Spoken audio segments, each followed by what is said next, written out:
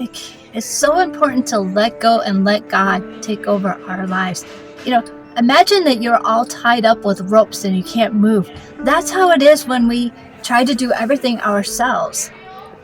When we can let go and let God, it takes all of that burden away. You still have the burden, sure, but it takes the stress out of it when you can just let it go and give it to God.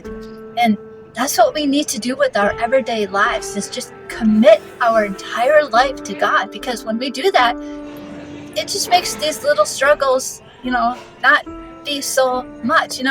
I go to the chiropractor once a month.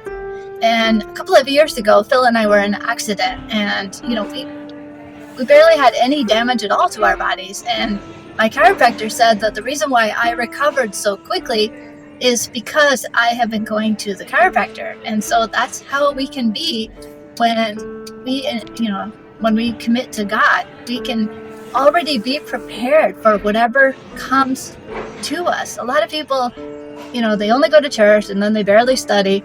And, you're just not as prepared for what can happen when you don't do a full commitment. Every aspect of your life should be committed to God. And that's how you can endure any hardship that comes. We rejoice when there's no hardship, and when there is a hardship, we praise God because it gives God a chance to shine. And I know it's so against the world. The world is like, oh, you're going through a hard time. How can you be joyful? Well, that's the difference between the world and people who follow Jesus. The people who follow Jesus rejoice when they are in a moment of trial. Like Job.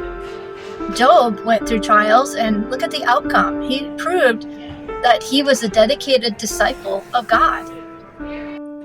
And so that's how we can be. We can be prepared for whatever comes our way when we commit to God in everything. Study the scriptures, listen to podcasts, listen to the sermons, engage in the sermon. Don't just go to church and sit there. It's not a movie theater. In a movie theater, you can kind of like watch or don't watch, or, pay attention if you want to pay attention. But in church, it's really important to just get that strength from the pastor, and you'll be better off.